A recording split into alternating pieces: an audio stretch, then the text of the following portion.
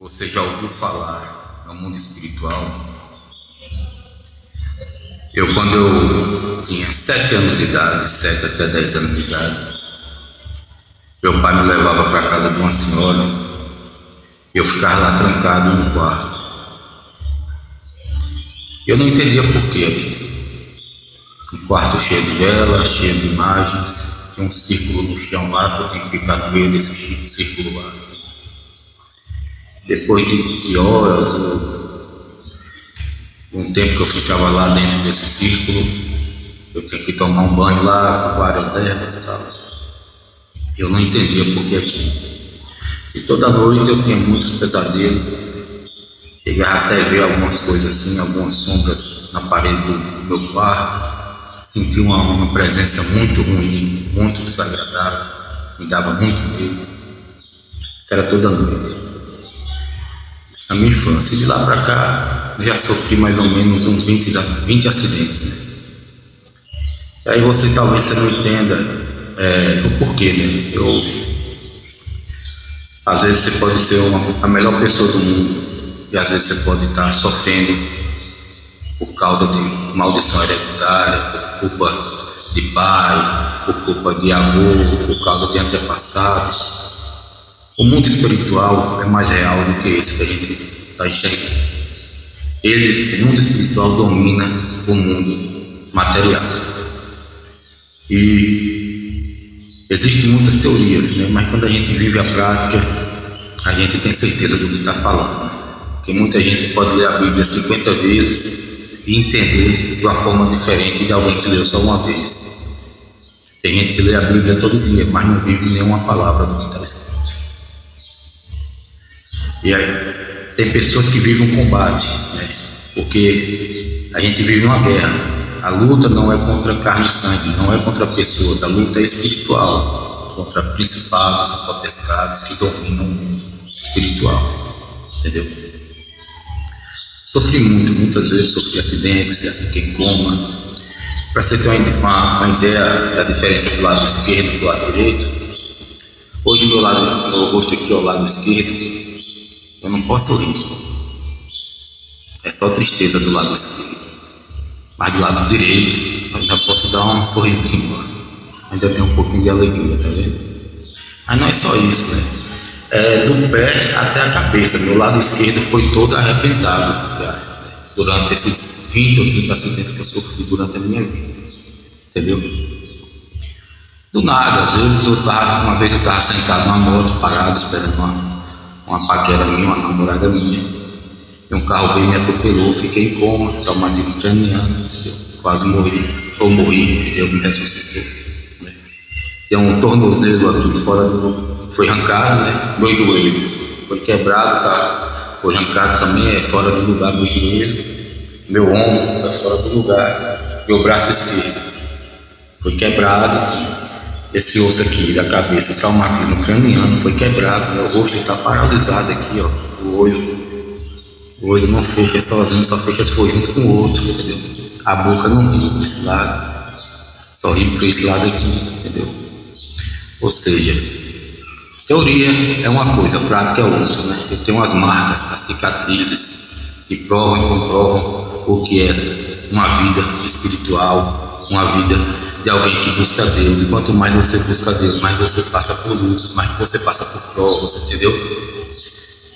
Já tentaram me matar de várias formas, de várias maneiras, na covardia, na malandragem, na pilantragem, para roubar. Às vezes porque me traíram, queriam se livrar de mim, com medo de eu ter alguma reação, com medo de alguma reação minha, né? Com inveja. Por quê? Por que tentaram matar Davi? Por quê? Porque o rei Saul queria tanto matar Davi, por causa de inveja, né? E Davi, que deu uma grande vitória para Israel. Se não fosse Davi, o rei Saul e todo o exército, todo aquele povo teriam se tornado escravos dos filisteus. É isso. Por que tentaram matar José? Se José era um rapaz tão bom, obediente ao pai, temente a Deus. Por quê? Inveja, maldade. Nem sempre a gente tem culpa porque os outros fazem mal a gente. Nem sempre. é culpa da gente, né? Nem sempre a gente plantou, porque José não plantou mal nenhum, colheu muito mal. José não fez mal a ninguém, mas recebeu mal dos irmãos, da mulher do Potifar. A mulher do Potifar mentiu, inventou uma calúnia e José foi parar na prisão, né? Então nem sempre a gente planta, nem sempre a gente colhe o que plantou.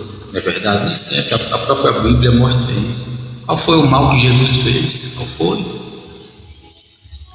E prenderam Jesus, bateram Jesus, humilharam Jesus, cuspiram em Jesus, crucificaram Jesus, mataram um homem santo, um homem inocente, um homem perfeito, um Deus. Não é verdade? Que mal Daniel fez? E jogaram Daniel na cova dos leões, sem ele ter feito mal a ninguém. Então, nem sempre a gente colhe o que plantou, nem sempre a gente recebe porque mereceu, nem sempre, entendeu? E falando da maldição hereditária, que muita gente sofre por isso, muita gente passa provas, lutas, desertos, brigas, confusões, casamentos separados, casamentos acabados, famílias acabadas, pessoas no vício, pessoas no droga, por causa de uma maldição hereditária, por culpa dos pais, às vezes por culpa dos avós. É só ler, você vai buscar a verdade, você vai conhecer a verdade que liberta, entendeu? Então, Deus diz para a gente estar vivendo em santidade, ser fiel até o fim para receber a coroa da vida, resistir ao diabo, fugir da aparência do mal, se desviar de todo o mal, ser fiel até o fim, porque ele sabe que o inimigo é perigoso, o inimigo é perigoso. Prova disso o que Satanás fez lá na vida de Jó. Jó era um homem justo, honesto, fiel, que se desviava do mal, mesmo assim perdeu tudo, ficou na miséria, perdeu os filhos, perdeu as fazendas, a riqueza, era o homem mais rico daquela época, era um sheik, era um homem muito poderoso, um homem temente a Deus, obediente a Deus, mesmo assim ficou na desgraça, doente, vivendo nas piores condições. E os amigos ainda falavam que a culpa era dele, falavam que ele tinha pecado, que era culpa dele, botavam a culpa nele, botavam a culpa nele, diziam que a culpa era dele, né? Hoje, se você está doente, você tem culpa por quê? Se você nasceu cego, ou aleijado, ou paralítico, a culpa não é sua, não é culpa sua, entendeu? Existem os processos, existem as maldições hereditárias, existe o inimigo ao derredor querendo prejudicar a vida de quem é escolhido por Deus, de quem é amado por Deus.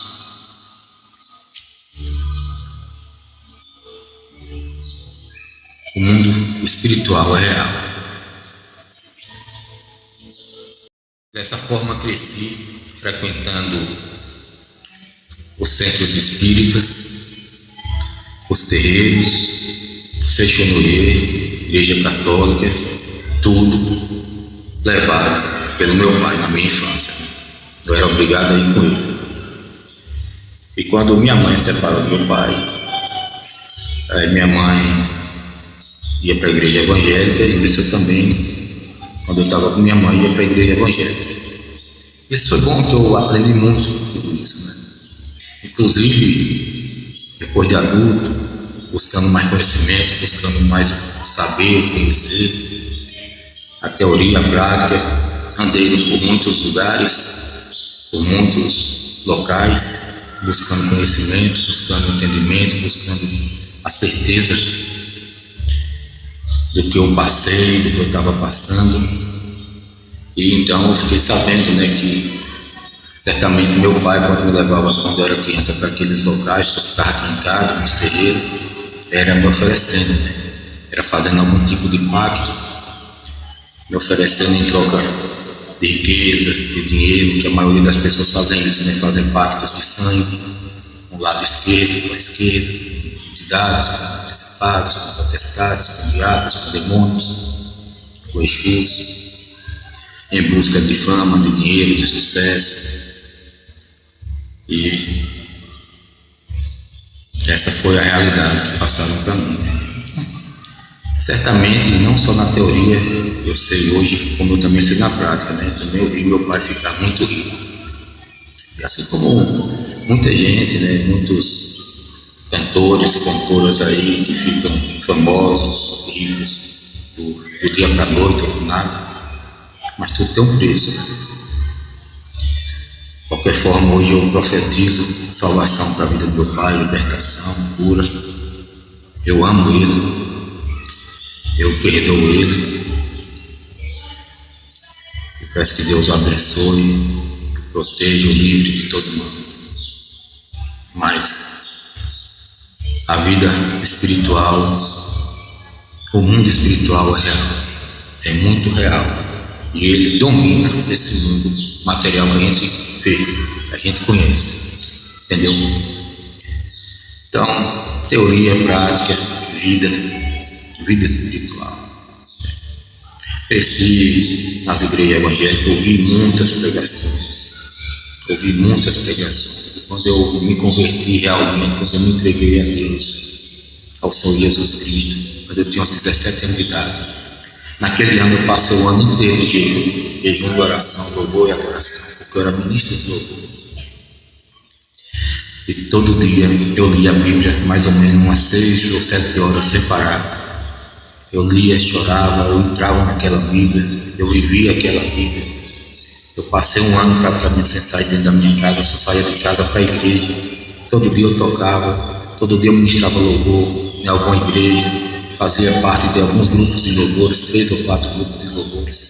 Naquela época, graças a Deus, fiz também, com 18 anos, 17 anos, eu fiz a Jovem, né, que é Jovens com Missão. Foi muito bom, tem a parte teórica, tem a parte prática, né, que eu viajei para Minas Gerais, viajei para o Espírito Santo, pregando a palavra de Deus, ministrando louvor, foi muito bom. E com os 30 anos também eu fiz pelo menos um ano do Rema, né, no Verbo da Vida, eu aprendi muito também. Teologia, cursos à distância, eu já fiz vários, né, teologia, administração, economia, direito, já fiz muitos cursos à distância pela internet, principalmente agora durante a pandemia. Mas o melhor de tudo é viver com Deus, ter uma vida com Deus, uma comunhão com Deus, conhecer a Deus, pessoal. A Bíblia ensina tudo o que a gente precisa saber. Deus deixou tudo escrito para a gente ler, aprender, entender, se alimentar, se fortalecer, buscar o conhecimento, buscar a sabedoria. Está tudo no livro da vida, no livro da verdade. A palavra de Deus é viva e eficaz, liberta, cura, sara, transforma. Está escrito, né? Buscar em primeiro lugar o reino de Deus, as demais coisas não serão acrescentadas. Se Deus é por nós, quem será contra nós? Mas você é por Deus, você se entregou a Deus. Quem está com Deus é mais do que vencedor. Porque quem está com Deus está na vantagem, está na maioria. Deus é maior, Deus é mais, Deus é melhor, Deus é todo poderoso, altíssimo, soberano, El Shaddai, Elohim, El Shaddai, justo. Com Deus é vencer ou vencer. Mas para estar com Deus tem que viver em santidade, se desviar de todo mal, falar a verdade, viver com honestidade, com dignidade, com integridade. Não é fácil. Eu conheço a Bíblia desde quando eu era adolescente. Desde a infância eu ouvia falar da Bíblia, mas de ler e conhecer só a partir dos 17 anos. Mas é uma luta muito grande, não é fácil. Para mim não foi fácil. Porque já te falei que tem esses problemas, né, das maldições hereditárias, né? E principalmente se você foi oferecido por seu pai, ou por sua mãe, ou por seu avô, ou por alguém na sua infância, né? Deve ser consagrado a alguma entidade, oferecido a algum demônio, a algum diabo, e ele fica querendo te levar, como tentou me levar muitas vezes tentou me levar, através de acidentes, através de bebidas, através de vícios, né? É eu tentando fazer o certo e ele vem e atrapalha tudo. É eu tentando me segurar em Deus, ele vem e tenta me derrubar.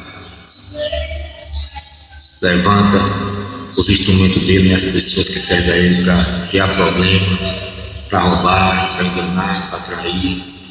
É assim que o diabo faz. Coloca as pedras de tropeço no caminho para tentar me derrubar. Porque se dependesse de mim, eu teria sido fiel a Deus a minha vida toda. Eu teria adorado Ele no Espírito e verdade a minha vida toda. Teria sido um servo fiel a Ele desde a minha infância. Se eu pudesse voltar atrás lá, eu nunca teria me desviado de Deus, nunca teria